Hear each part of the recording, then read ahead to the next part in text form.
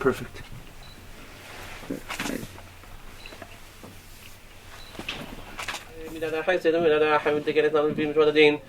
وتفاق يشوخ نباخ معامخ معيرخ معتخ من حلته وكان الرجل غير شيء تدخل داخل شيء عبدك كامو زخرتي ادويتي يعقوب ادويتي يسحق ادويتي ابراهام يسكو ويعصسكو بني امر كم صوت بيوتا نقطه بيوم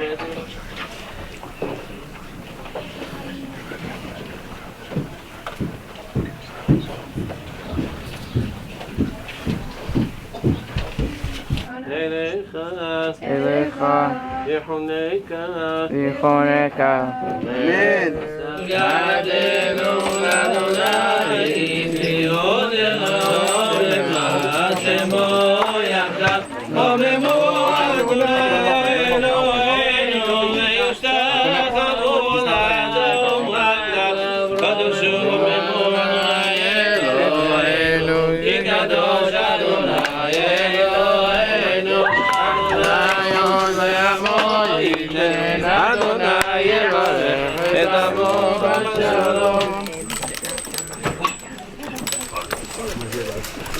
خايمين ما خدمة دو خير دو شان هذا خور دو شان شام رام لا بيت دو خدمة شان لازم يتنا نمشي لو كيسة من معك أبو قدر تأكل وزلوي ودو خبود لا تغا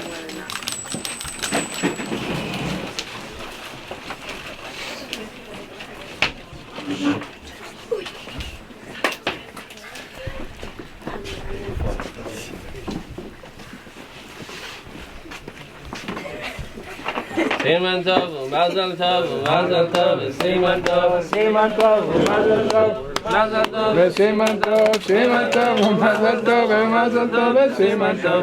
Yelanu, Yelanu, Yelanu. Akbar, Akbar, you want to do it? Yes, one. We have two here instead of one. לא תדעו עשת המשה לדעת ולמשה קהילת יעקב תורת אמת נתן לנו תורת אמת נתן לנו תורת אמת נתן לנו ברוך השם בחר בנו אמן. ודבר אדוני משה רבנו לאמור זו אחת התורה שציווה אדוני לאמור דבר אל בני ישראל יצאו אליך פרה אדומה תמימה אשר הם במום אשר לא עלה עליה אור נתתם אותה אלעזר הכהן. Mazel Tov, I'm honored to be here today.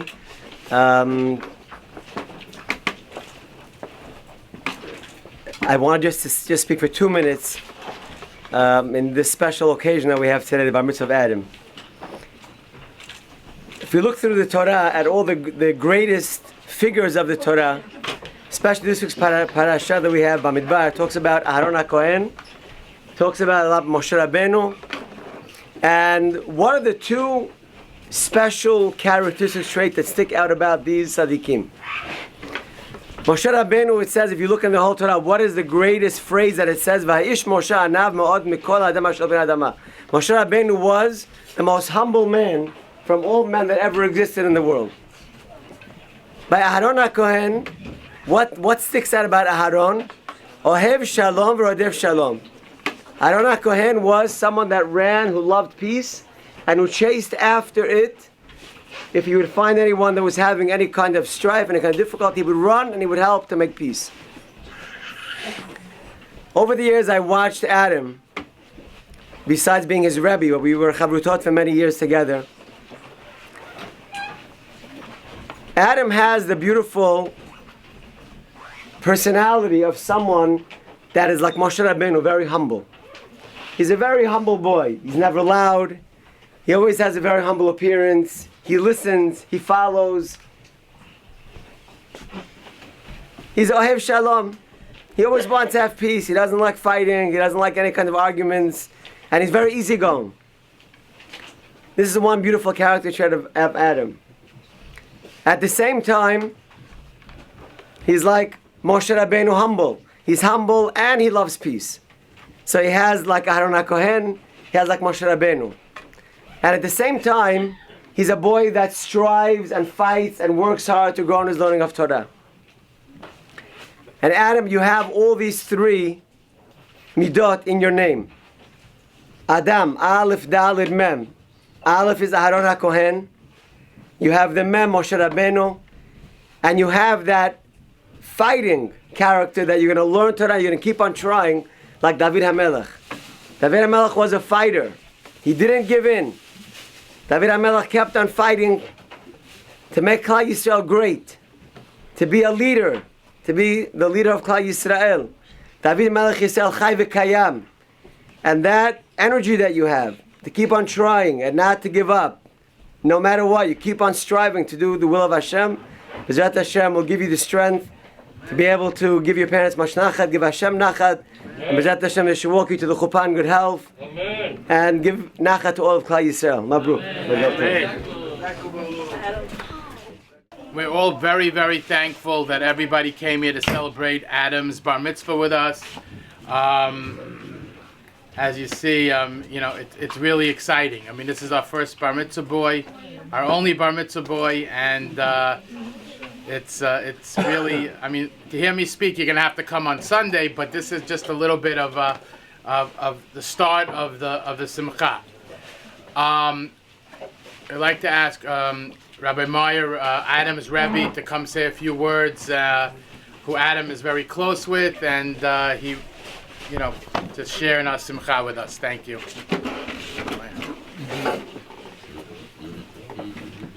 Good morning. Mazal Tov, Mabruk, B'shut, two honored grandfathers. Rabbi Ari spoke before. He had one take on Adam's name. I'd like to share another perspective, but before I want to share with you a short story. There was a fellow who was looking to rob a bank. Now you all know that banks, because they have money in a bank, they hire very good guards and very professional security to make sure nothing happens. So this guy was really smart. So what did he do? He said, I'm going to dress up in the one costume that no one will suspect me. I'm going to dress up like a policeman. I'm going to come to a bank, I'll dress up like a policeman. There's no way they're going to suspect me of being a robber. And it's exactly what he did. He dressed up like a policeman, down to the uniform, everything, ordered it online, perfect. Comes into the bank. He walks up to the teller, hands her a note, and she starts filling his bag. Life, your money, your life. She chose to give, especially it wasn't her money. The bank's money, your life. She gave away the bank's money. There was one gentleman in the bank who knew that this guy is sketch. This guy's not a real robber. Who's that? The undercover cop. The undercover cop was sitting there in the back of the bank reading his paper, and he sees a cop walk up to the teller, taking a few minutes. He realized this must be a bank robbery. And sure enough, he walks over, and he pulls out his badge, he pulls out his gun, and he says, "You're under arrest. You're robbing the bank." And the guy takes his hands, but now the undercover cop has a problem. What does he do? He has to take this bank robber to jail. The story happened 40, 50 years ago, before they had all the technology and call, texting and all that, and there was no way to communicate. He had to haul the guy off to the local village jail. And this cop, you have the fake cop who's dressed up like a real cop, and you have the undercover cop who's dressed up like a regular person, and he has to take him to jail. And he handcuffs him. You can't walk through the streets leading a cop to jail. It doesn't make sense. What do you do? So what he decides to do is he decides that he's going to take out a second pair of handcuffs, puts on a pair of handcuffs on himself, I guess on one hand, and he handcuffs himself to the real cop, and they start walking down the street to jail, the real cop and the fake cop. The real cop dressed up like a regular person, and the fake cop, or the robber, dressed up like a real cop. And they're walking down, but now the problem starts, because all his neighbors who pass him, they see the undercover cop being taken to jail. They didn't know he was an undercover cop. It's very embarrassing. You're being walked to jail by a man in a uniform. It's a very embarrassing thing. So what do? Especially the robber started pretending to be a real cop. He says, "Behave yourself. Stop pulling me." And they're busy yelling at each other. Each guy telling the other one he's a robber. He didn't know what to do. So finally, the undercover cop, the real cop, says, "I'm going to prove to everyone that I'm the real cop." What does he do? He pulls out of his pocket the keys. He says, I'm holding the keys. If you're holding the keys, that means that you're the real cop. And the other guy is sketch, and everyone was quiet. They knew that the undercover cop was indeed the real policeman, and that the fellow who was dressed up as the cop was fake. What does this have to do with Adam? Okay, so I'll tell you. Adam's name, Rabbi I mentioned one thing. Adam's name is made up of two parts. It's the Aleph and the Daled Mem. Aleph and then Daled Mem. Now Daled Mem is Dam, blood. What does the Aleph represent? The Aleph represents Hashem, Alufo Shel Olam, the creator of the world. The Aleph is before, Bereshit starts with Bet. Before Bet, what was there? Only Aleph. There was Hashem. Every person is made up of two parts. He has the Dam, the blood, and the Aleph. Because you have a Neshama, and you have a Guf. You have your physical desires, and you have your Neshama from Hashem. And they're inside you, and then these two forces that we all know we have. When you become Bar Mitzvah, you really begin to feel them. And you have these two cops walking around, each one saying, I'm the boss. I'm in charge. One guy says, I'm in charge. One guy says, I'm in charge. How do you know who's in charge? So what's the answer? The answer is whoever's holding the keys. Whoever's in charge is the one holding the keys. If the Neshama is holding the keys, then the Neshama is in charge. And if Chas v'Shalom the Guf is holding the keys, the Guf's in charge. So what's our job? Our job is to make sure that the Aleph is in charge of the Daled Mem. The Aleph, the beginning of the name, that holds the Aleph, the Neshama holds the keys. And the Dam, the Daled Mem, the blood, is secondary. It's important, you need it, but it's secondary. Now, you have an advantage over everyone else because you make things look easy even when they're very hard. That's the magician's job. If I were to make magic, I get sweaty, I'd start making a trick, pulling out cards. You know, by the time I finished, everyone would know. I'm saying, hey, what are you doing? You make it look like no big deal. You read Kriyat Torah today? No one would know you practiced for hours and hours. I know you did, but not everybody knows. You make it look so easy. So with Bezrat Hashem, you're going to take that skill. But now you only can do that if you practice and practice, right? I have a father-in-law. My father-in-law just retired printer. He used to print in the olden days, like 15 years ago. People used to have catalogs. You had to you couldn't order something online. You got a catalog, you read it, and you got this jewelry. This jewelry looked unbelievable. When you ordered it, you found out it really wasn't so nice. They sketched you. But my father used to retouch jewelry. He told me the things that look the easiest are the hardest. If it looks real, it's very, very hard. If it looks like it was drawn, it was no big deal. So when you make things look real, it means you're really willing to work hard to make things happen. And that's the most important ability that a Jew has to have, is to be able to see things through. And even when it's hard, you make it look easy. Baruch Hashem, you're blessed by parents who make a beautiful bar mitzvah and make it look easy. Just step out, you come back in, it's all beautiful bar mitzvah. So it's in the blood, and Bezrat Hashem, you'll be zocheh to take your neshama, make it the Aleph in charge of the Dam. Every time you sign your name, you'll know who you are. Hold the keys with the Aleph. And Bezrat Hashem will bring a lot of nachat to your parents, to your beautiful, beautiful family, to all us Rabbeim who believe in you, to all your friends who came at this unearthly hour of 8 o'clock on vacation to a bar mitzvah. Baruch Hashem, you have good friends. And Bezrat Hashem, we should have a lot of nachat from you. I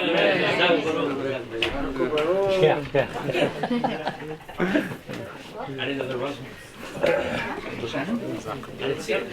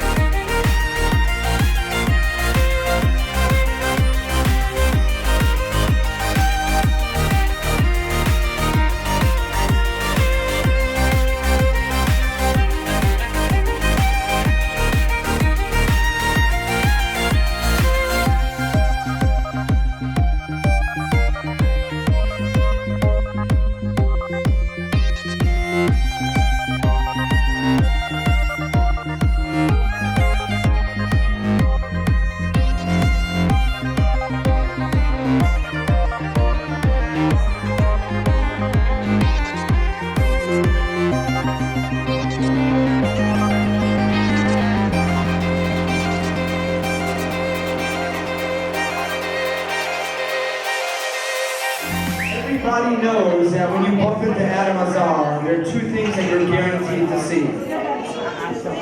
One of them is a very warm smile, and the second is a magic trick. So stop when I do. Stop. Right there? Yes. So I lift you over the card. Check the card, make sure something's sticking on the back. The back of the card, right? Yep. I put it back right here. Just like that? Just like that. Okay. 7 hearts. Make a fan. Push the 7 hearts all the way. Alright, good. Ready, go.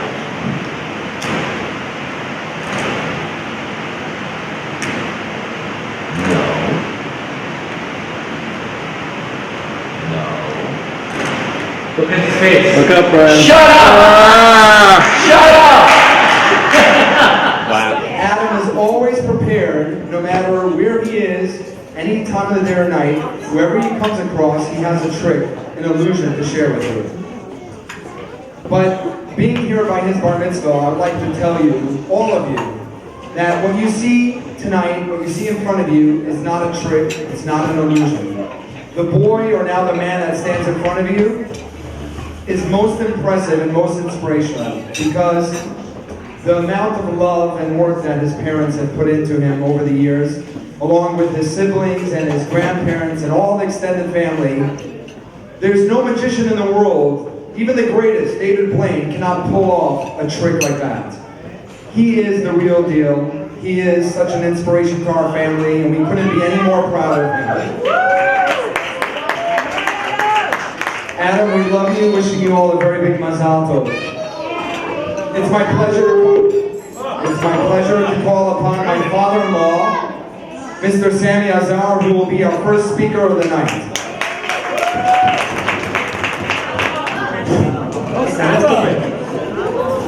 Shavua Tov, everybody, and Mazal Tov, Mother Tov, to your parents, to the grandparents, both sides, sisters, friend, relative, from far, from Israel, from Florida, I don't know where else. Rockaway, Woodmere.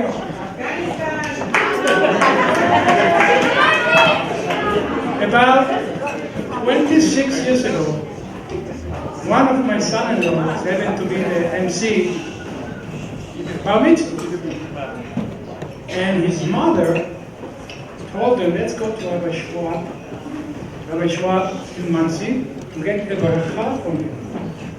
So, his mother took him, they went to Rabbi Schwab. And Rabbi Schwab told him, before I give you a baracha, I want to give you this story.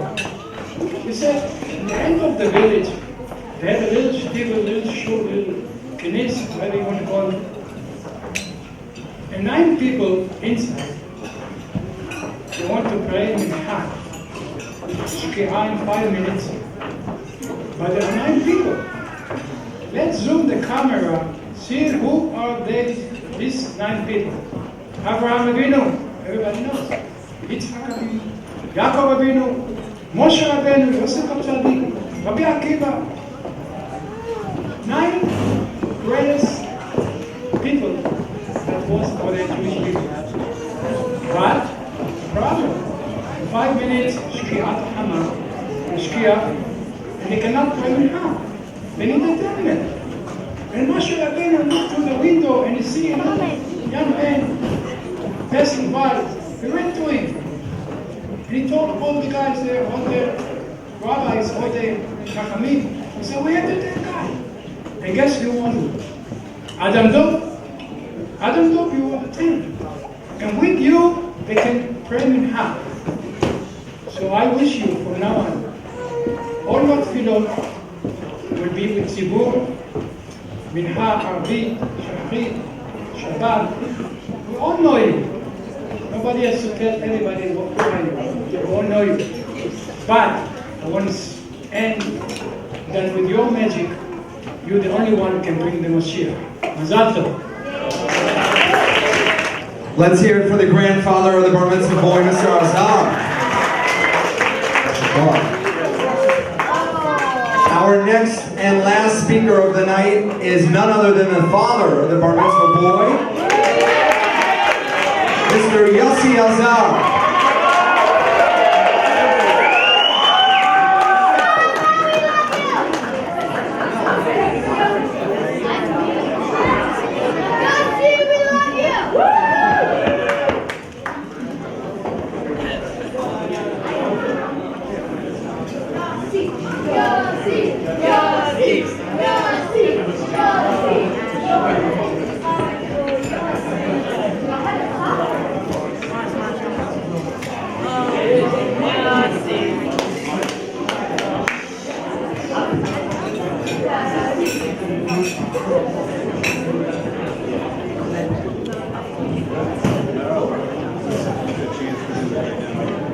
Okay.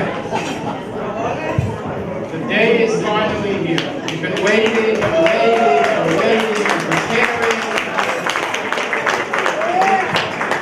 I was thinking of how I want to start my speech. And I decided this is how I'm going to start it. So I don't remember who told me this. Somebody told me this. I don't remember who. But when you do a wedding and you have the chatan side, you have the kala side, everybody comes together, it's beautiful. But we all know at weddings, most people don't know each other. And that's just the way it is. You got one side and the other side. So here, by a bar mitzvah, we do all the inviting. So every single person here we know, and every single person we want here, and every single person we're happy came to enjoy our simcha with us. So I just want to say thank you everybody for coming. And we love you, and we're happy that you're all with us here sharing our simcha with us.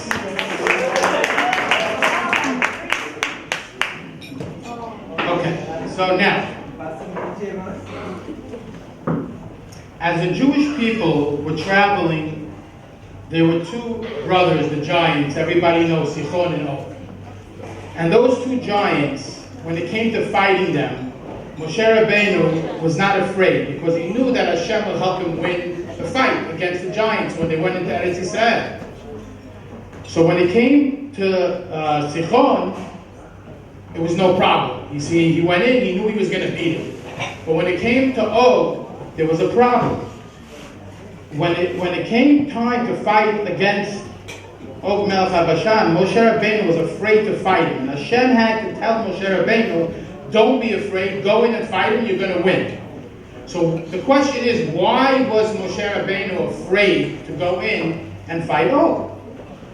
So the answer is, it wasn't because of his size. We know that.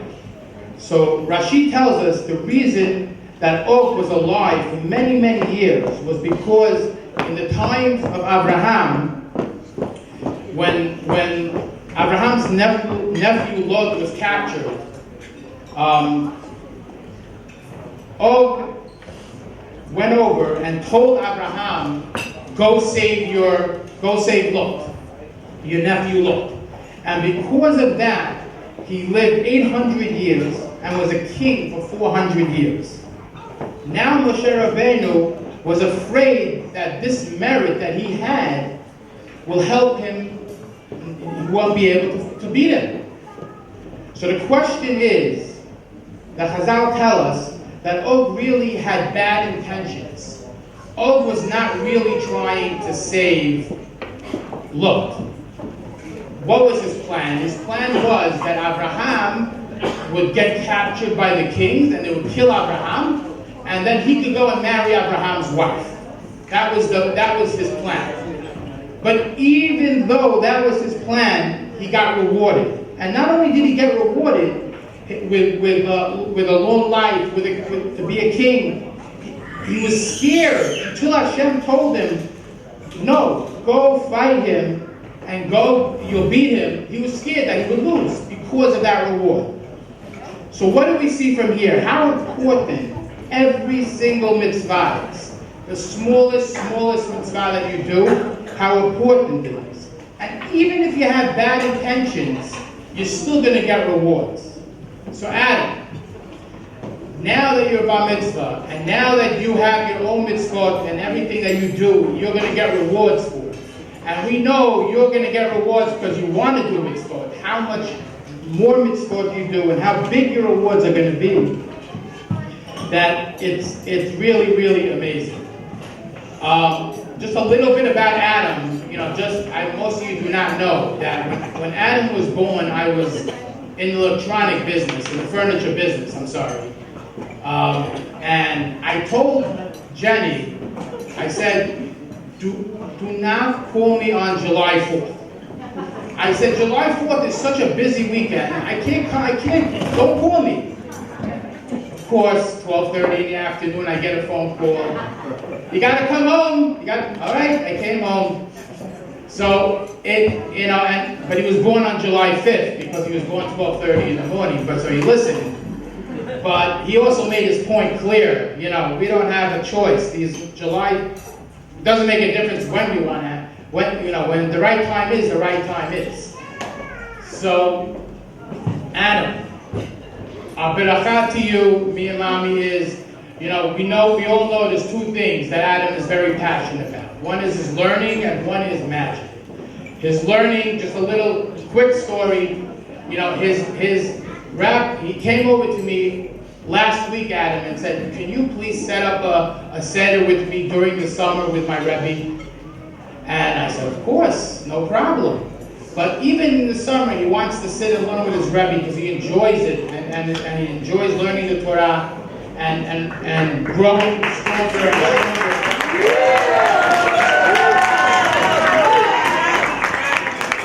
So our blessing to you, Adam, is that you should continue learning and you should continue growing and realize that we all love you so much.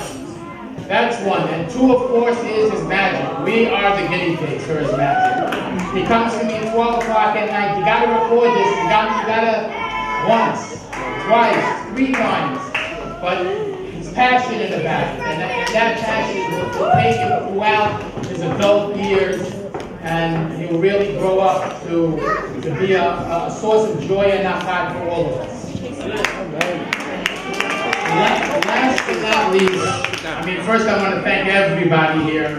This simcha would not be the same if there was one of you missing here. Every single one of you is bringing to us simcha, and we really appreciate it.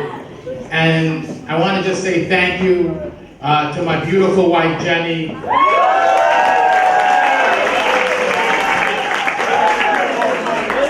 We all know that the bayit is created with the woman in the house, and the foundation is created, and she goes out of her way to make sure that, with Adam, everything is 100%, and that he's happy in school, at home, and everything that he does. And it really, I can't say enough words, Jenny. Thank you so much for being such an Eshet Chayil and a role model for our kids.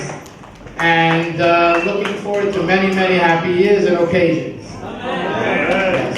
And don't worry, weddings will not be here at Zanger Hall. Not to worry. God willing in the future. Thank you so much, everybody, for coming. Do me a favor, just go ahead and call stop for me, Joseph. Right here? Do me a favor, can you take a look at your card, pull it out of the deck? For a matter of fact, just remember it, because I want everyone else to see it. Okay, can you guys see it? Now, you know what? It's okay if I know what it is. We'll take a look. This is the 8 of clubs. Can you verify that this is the 8 of clubs? Yes? Say it again. Yes. Very good. Now, usually I would try to do this with a knife in hand, but this is going to be weird. Watch close, don't take your eyes off the card.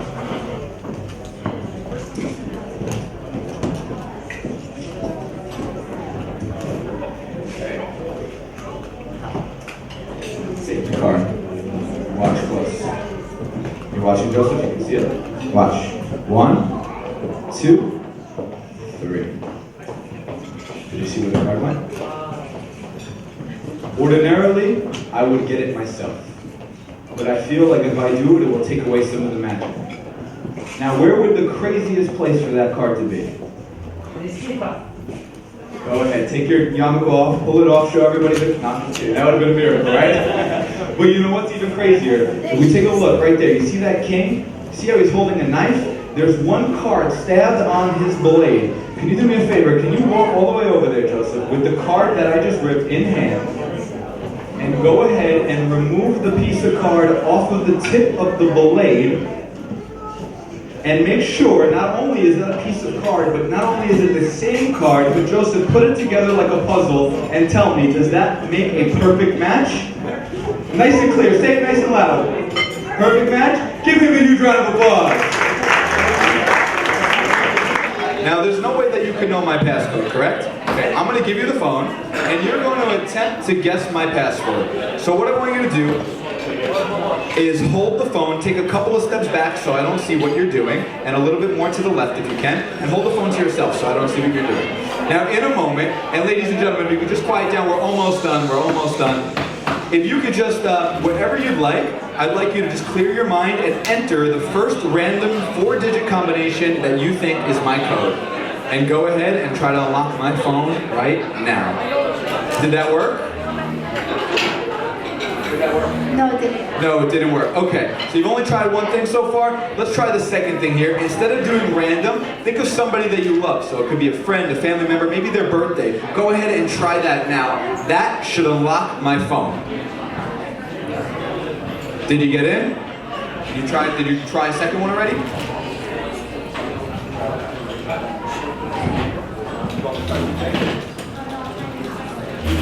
Tried it yet? Okay. So what I want you to do now, did that work? No? Okay. Now what I want you to do is I want you to actually try, this would be amazing. Wouldn't it be amazing if your code opened up my phone? Go ahead, try it. If that works, I'm literally packing up and going home. Did that work? No? Okay, this is my point, ladies and gentlemen. It's not going to randomly open. Doesn't matter if she knows my code or if she doesn't. I'm going to have you just try to really focus down on my code. I'm going to send it to you 1 digit at a time. Here's the first digit, out of my mind into yours. Put it in. Very good, very good. You only put 1 digit so far? Okay, I'm going to send you the second one now. Put the second one in. Okay. Now the third one, I want you to really think about it. Put it in now. Very good. Wait a minute. I get the sense that you might have put the wrong number. Just answer honestly, did you put the first thing that came to your mind or did you think about it? First thing that came to my mind. It was the first thing that came to her mind. So you know what? Delete that digit. And just the last one because I think that one was wrong. Good. And instead of putting the first thing that comes to your mind, Michael, I want you to really think about it and put whatever number you really think it is. Think about it now. Yep, go for it. I'm going to send it to you. Good, that's good. You have 1 digit left. I want you to hold the phone so everybody can see it, okay? And I'm even going to try to swipe up here and put the brightness up so you guys can see this. I'm not going to tell you the last digit, but I really want you to think about it. When you know the digit, just say, I got it. I got it. You do have it. Don't put it in. Hold your finger in front of the phone out here. Bring your hand, this hand back closer. And bring this hand out far. And put your finger in front of the button, but don't push it. Keep it far away, 1 finger. And you're gonna slowly bring it in to build suspense. Even slower, build suspense. And don't hit it yet, go slow, slow, slow. Yes, you can hit it, it is a 3. And just like that, she opens my phone. Give her a big round of applause. Now you have a pretty easy code. You have a code, you said? Now, I want you to think of your first digit for me. I'm getting the sense that this is like kind of a pattern in your code. It's an even number. Yeah, can I see your phone? Okay, go ahead and pick it up for me. Okay, and I'm going to show everybody here. There's no way that I can know your code, right? Okay. Just like this. This may not work, but I'm going to give it a try here. Her code, her passcode. Just think of your first digit for me, please. How's that look? Good so far, huh? Think of the second digit for me now. Just think of it. 4. Okay, good. I'm going to go with this one here. Yeah? Think of the third. And I've got one more left. I want you to just scream this digit in your mind.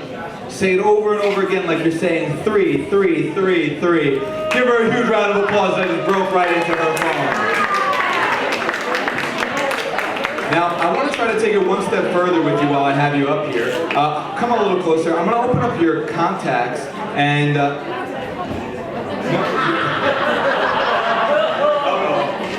Mom and Dad are getting worried now. You know what? We're going to try something simple. We won't call anybody, okay? Since you have so many names in here, just be honest with me. Are you just really popular? You've been collecting these for years?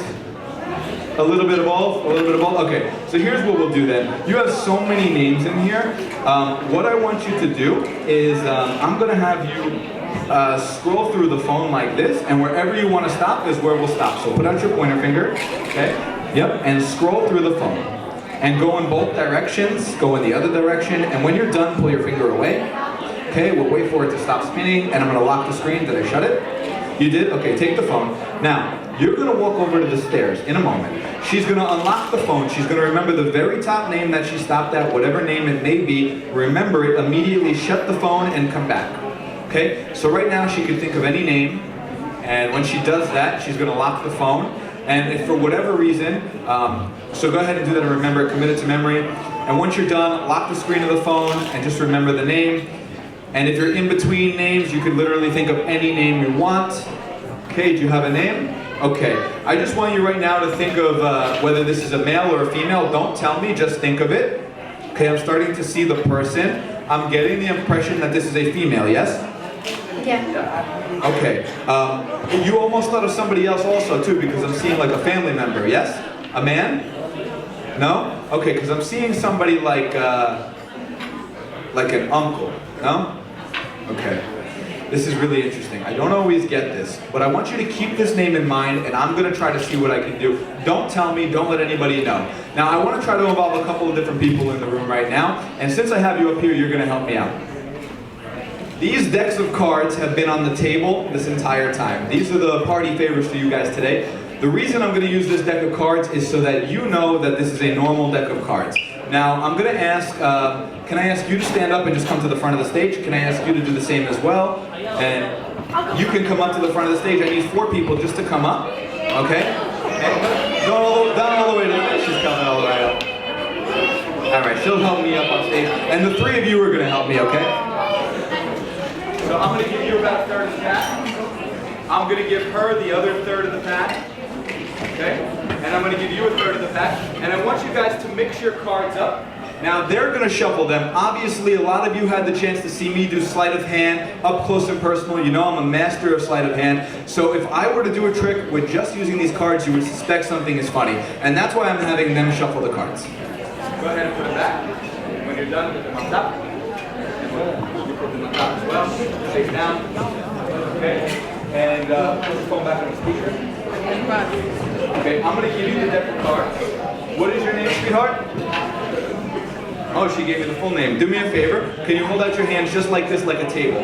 What I want you to do, nice and flat for me. Flat, very good. You're going to deal out 10 cards onto her hand, but don't let anybody see the cards. 10 cards in a single file pile. Count out loud. Now, in a minute, ladies and gentlemen, this is a shuffled deck of cards, shuffled by the 3 up here and these 2 ladies here. You have that rest of the, what we'll do is, just so I can't come near it, can you put the rest of the cards in the box? The ones that were, sorry about that. The ones that we're not going to use, put them in the box. Okay? And what we'll do is, what's your name again? You're going to be the protector of these. The reason that I'm giving him those cards is that you don't think that I'm doing this by deduction. You're going to help her now. The 2 of you are going to go around the room to 9 different people, and you're going to give out 9 different cards to whoever you'd like. Go ahead and do that now. And go ahead, show her exactly what to do. Now, ladies and gentlemen, if you get chosen to be given a card, whether you're an adult or a child, it doesn't matter. All that matters is that you remember your card and don't let anybody else see the card that she's giving you now. I'm going to have you do this as quickly as you can, okay? And if she gives you a card, prepare yourself, because in a moment you're going to come up on the stage and help me out.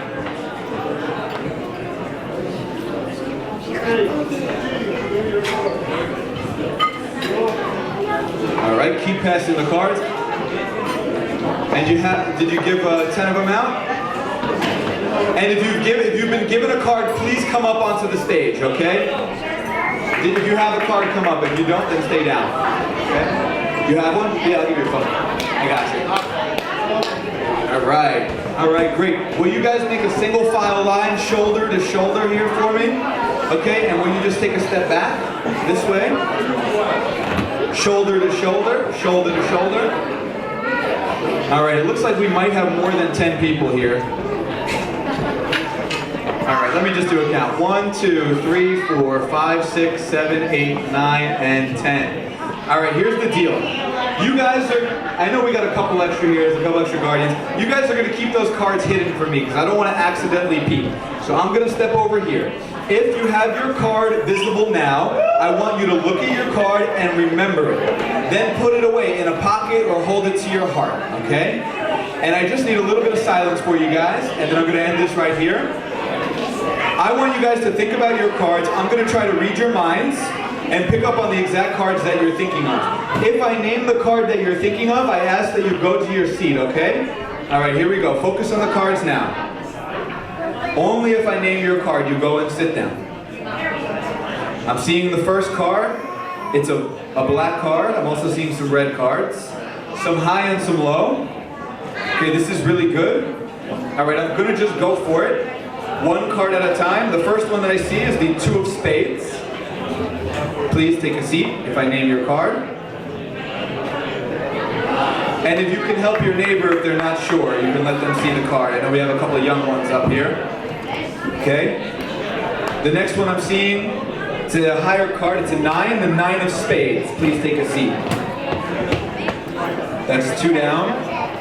This is interesting. One of them up here is actually trying to throw me off. One of you is thinking of a wild card. Who's thinking of the Joker?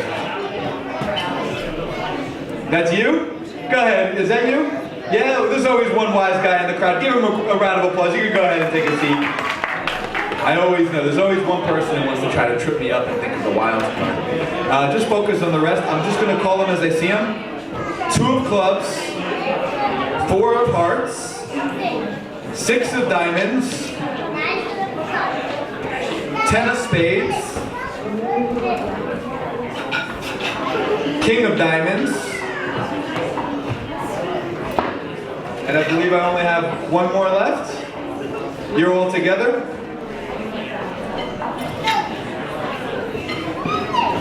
You can keep it, you can keep it. I'm just trying to focus here.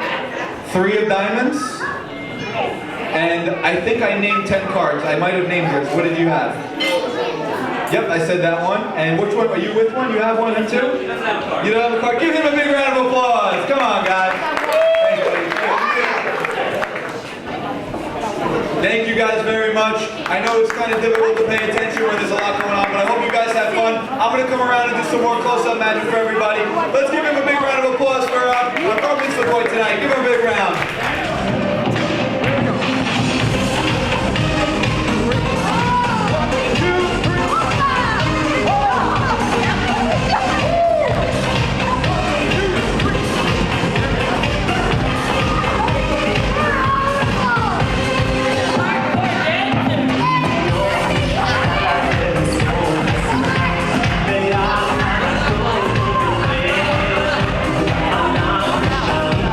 Sorry.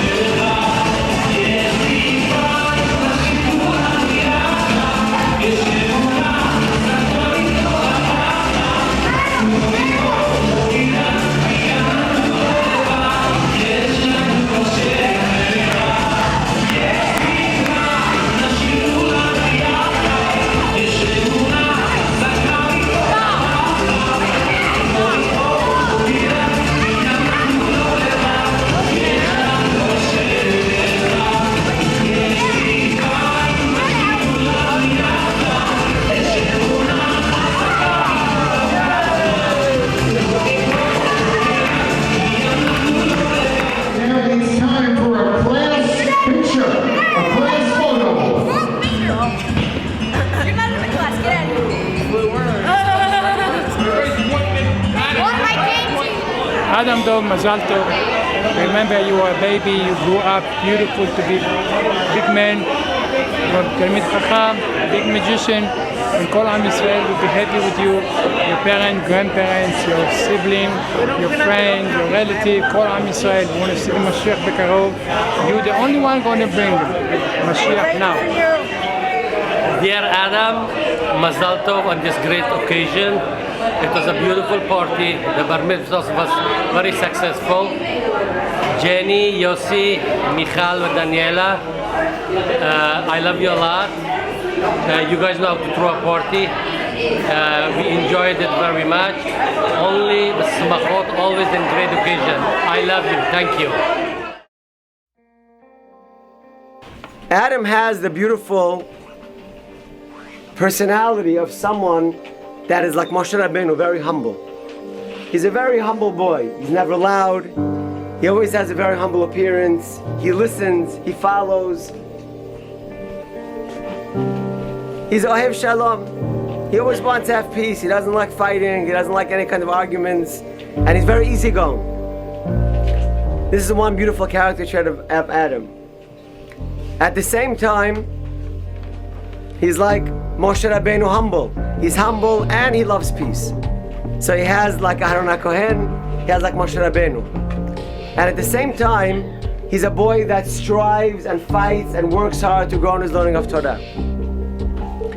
And Adam, you have all these three midot in your name.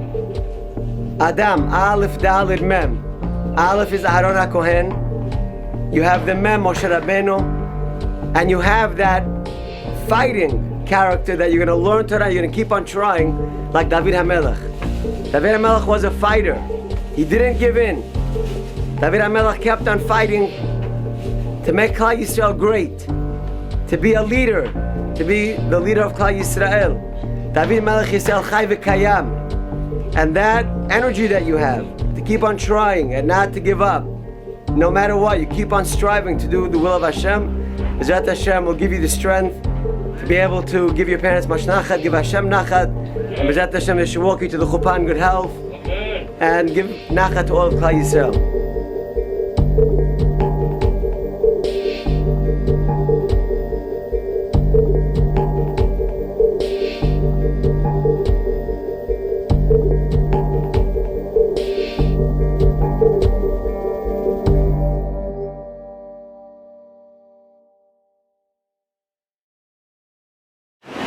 Thank you, Mom and Al. It's a great bar mitzvah, and thank you for everything that you did. I love you guys.